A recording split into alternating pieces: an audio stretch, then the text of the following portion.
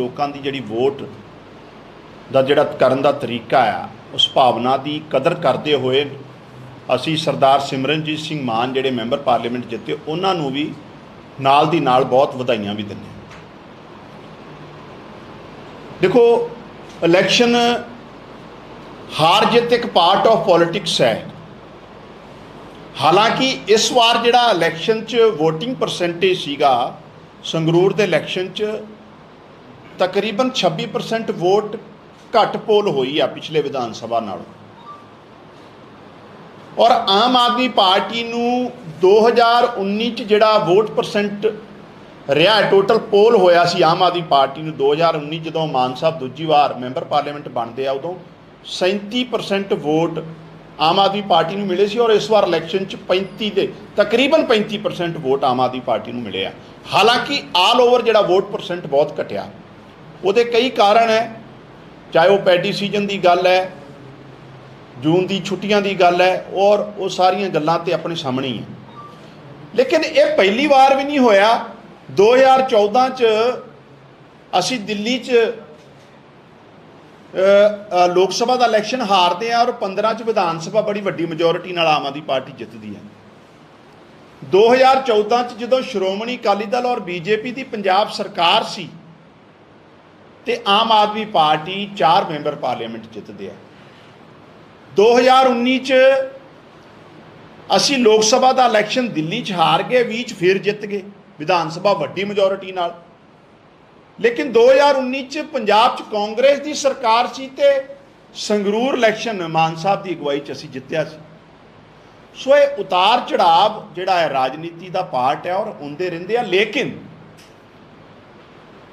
जिहड़ियां रवायती पार्टियां आ, जिहड़ियां 100 साल तो पुरानियां पार्टियां, चाहे कांग्रेस की गल कर लीए, कांग्रेस नूं पिछले लोक सभा इलैक्शन च जिहड़ा वोट 26% के करीब वोट मिलिया सी, 11% ते रह गया।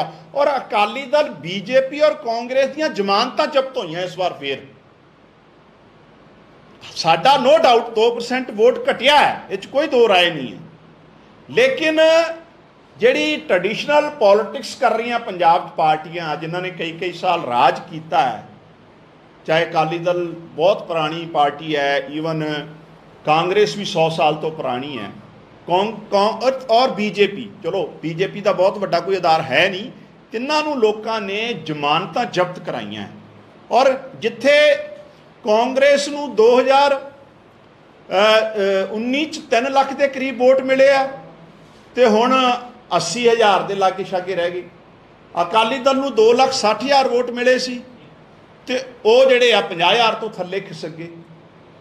सो आल ओवर सिनैरियो जिहड़ा आ, जिहड़ियां पोलिटिकल ऑर्गेनाइजेशन या पार्टियां नाल साडा कंपटीशन है, उहदे मुकाबले आम आदमी पार्टी ने बेहतर स्थिति च लोगों का दिल जित्तिया। लेकिन ये कोई दो राय नहीं है, जिहड़ी हार होगी इनू लैके भी पार्टी जिहड़ी आ वो प्रॉपर एक समीक्षा, जित्तिए या हारिए, राजनीतिक जिम्मेवारी पार्टी होने के नाते असी जिहड़ा है पूरी समीक्षा भी करांगे। लेकिन मानयोग मुख्यमंत्री मान साहब की अगवाई च लोक हितैषी जिहड़े फैसले, चाहे सरकारी जमीनां छडाउण की गल है, चाहे करप्शन के खिलाफ जिहड़ी वड्डी मुहिम पहली बार बड़े वड्डे स्तर ते चला रखी है, और रोज़गार नूं लैके सारिया चीज़ों नूं लैके मान साहब की सरकार, और कल नूं बजट भी पेश कर रहे हैं मानयोग साडे फाइनैंस मिनिस्टर।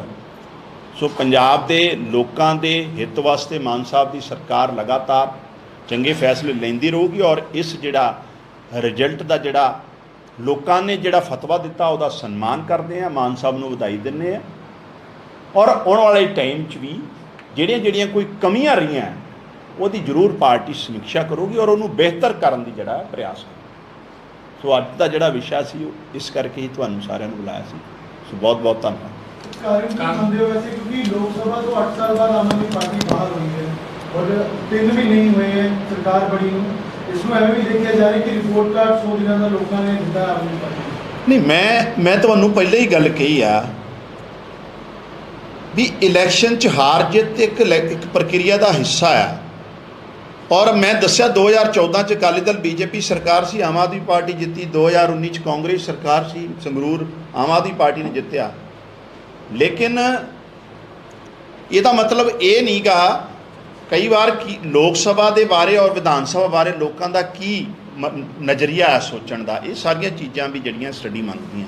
ਨੋ ਡਾਊਟ ਅਸੀਂ ਉਸ ਲੋਕਾਂ ਦੇ ਫਤਵੇ ਦਾ ਸਨਮਾਨ ਕਰਦੇ ਹਾਂ, ਲੇਕਿਨ ਜਿਹੜੇ ਇਸ ਤਰੀਕੇ ਨਾਲ ਮਾਨ ਸਾਹਿਬ ਦੀ ਸਰਕਾਰ ਨੇ ਪਿਛਲੇ ਦਿਨਾਂ 'ਚ ਫੈਸਲੇ ਲਏ ਆ, ਉਹਦੇ ਤੋਂ ਵੀ ਕੋਈ ਮੁਨਕਰ ਨਹੀਂ ਹੋ ਸਕਦਾ। ਚਾਹੇ ਕਰਪਸ਼ਨ ਨੂੰ ਲੈ ਕੇ ਲਏ ਆ, ਪੰਜਾਬ ਦੇ ਸਰਮਾਏ ਨੂੰ ਲੁੱਟ ਖਸੁੱਟ ਨੂੰ ਬੰਦ ਕਰਨ ਦੇ ਲਏ ਆ, ਔਰ ਆਰਥਿਕ ਨੀਤੀ ਵੀ ਕੱਲ੍ਹ ਨੂੰ ਬੜੀ ਸਪਸ਼ਟਤਾ ਨਾਲ ਜਿਹੜੀ ਆ ਵਿਧਾਨ ਸਭਾ ਦੇ ਜਿਹੜੇ ਹਾਊਸ ਰੱਖੀ ਜਾਊਗੀ। ਸੋ ਨੋ ਡਾਊਟ ਸਮੀਖਿਆ ਵੀ ਪਾਰਟੀ ਕਰੂਗੀ।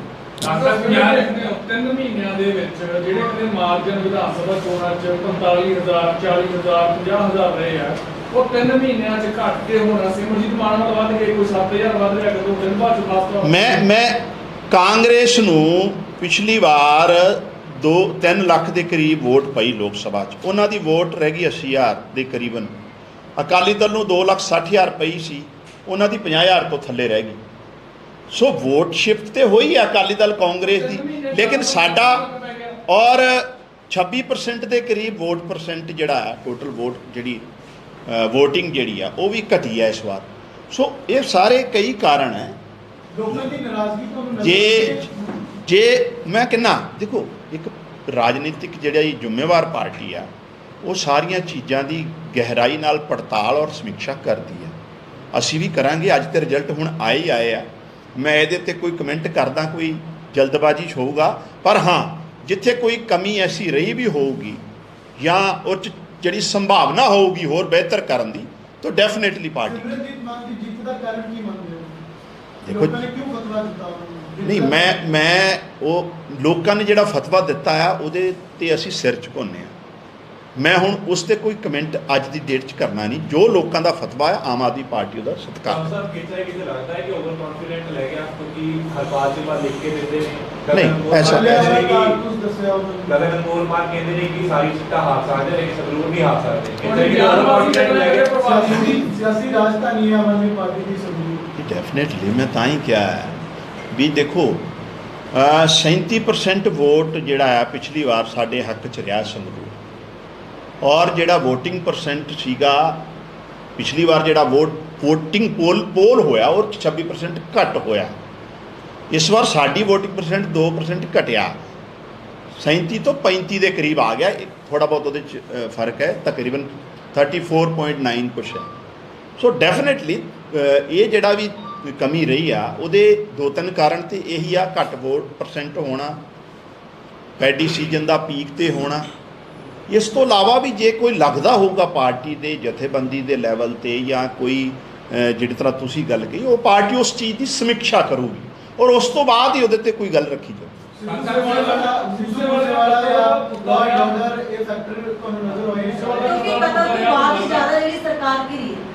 ਨਹੀਂ ਦੇਖੋ, ਉਹ ਤੇ ਬੜੀ ਦਰਦਨਾਕ ਮੌਤ ਹੋਈ ਆ ਆਲਰੇਡੀ, ਉਹਦੇ ਤੇ ਸਾਰੀ ਕਾਰਵਾਈ ਵੀ ਸੰਜੀਦਗੀ ਨਾਲ ਚੱਲ ਰਹੀ ਆ, ਔਰ ਅਸੀਂ ਤੇ ਉਹ ਇਹ ਗੱਲ ਕਹਿੰਦੇ ਨਹੀਂ ਵੀ ਇਹ ਚੀਜ਼ਾਂ ਹੋਣੀਆਂ ਚਾਹੀਦੀਆਂ। ਹਾਲਾਂਕਿ ਇਹ ਕੋਈ ਪੰਜਾਬ 'ਚ ਪਹਿਲੀ ਘਟਨਾ ਨਹੀਂ ਹੋਈ ਸੀ, ਲੇਕਿਨ ਇਹ ਘਟਨਾ ਨਹੀਂ ਹੋਣੀਆਂ ਚਾਹੀਦੀਆਂ। ਇਸ ਕਰਕੇ ਹੀ ਮਾਨ ਸਾਹਿਬ ਨੇ ਐਂਟੀ ਗੈਂਗਸਟਰ ਟਾਸਕ ਫੋਰਸ ਦੀ ਵੀ ਜਿਹੜੀ ਹੈ ਸਥਾਪਨਾ ਕੀਤੀ, ਔਰ ਇਹਦੇ ਤੇ ਜਿਹੜੇ ਮੇਨ ਮਾਸਟਰ ਮਾਈਂਡ ਹੈ, ਚਾਹੇ ਪਟਿਆਲੇ ਦੀ ਗੱਲ ਕਰ ਲਓ ਜਾਂ ਸਿੱਧੂ ਸਾਹਿਬ ਦੇ ਮੌਤ ਦੀ ਗੱਲ ਕਰ ਲਓ, ਉਹਨਾਂ ਨੂੰ ਅਰੈਸਟ ਵੀ ਕੀਤਾ, ਰਿਮਾਂਡ 'ਤੇ ਵੀ ਲੈ ਗਿਆ। ਸਰਕਾਰ ਉਸ ਚੀਜ਼ ਦਿਸ਼ਾ 'ਚ ਬਹੁਤ ਜਿਹੜੀ ਗੰਭੀਰਤਾ ਨਾਲ ਕੰਮ ਕਰ ਰਹੀ। ਆਉਣ ਵਾਲੇ ਟਾਈਮ 'ਚ ਇਹ ਚੀਜ਼ਾਂ ਤੇ ਆਰਗੇਨਾਈਜ਼ ਕ੍ਰਾਈਮ ਜਿਹੜਾ ਹੈ ਮੈਨੂੰ ਲੱਗਦਾ ਉੱਤੇ ਠੱਲ ਪਊ। ਬੀਜੇਪੀ ਨੇ ਮੋਰਲ ਗਰਾਊਂਡ ਤੇ ਅਸਤੀਫਾ ਮੰਗਿਆ ਦੇਖੋ, ਮੈਨੂੰ ਨਹੀਂ ਲੱਗਦਾ ਬੀਜੇਪੀ ਦਾ ਆਪਣਾ ਕੀ ਮੋਰਲ ਗਰਾਊਂਡ ਹੈ।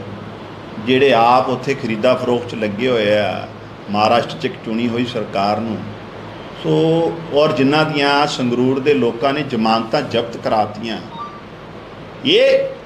ਇਹ ਕਿੱਥੋਂ ਇਹਨਾਂ ਦੀ ਇਹ ਆਪਣੀ ਜ਼ਮੀਨ ਕਿੱਥੋਂ ਤਲਾਸ਼ ਰਹੇ ਆ ਨਾ। ਇਹਨਾਂ ਚਾਹੇ ਅਕਾਲੀ ਦਲ ਹੈ, ਚਾਹੇ ਬੀਜੇਪੀ ਹੈ ਜਾਂ ਕਾਂਗਰਸ ਹੈ, ਇਹਨਾਂ ਦਾ ਤਾਂ ਜ਼ਮਾਨਤਾਂ ਜ਼ਬਤ ਹੋਈਆਂ ਨਾ।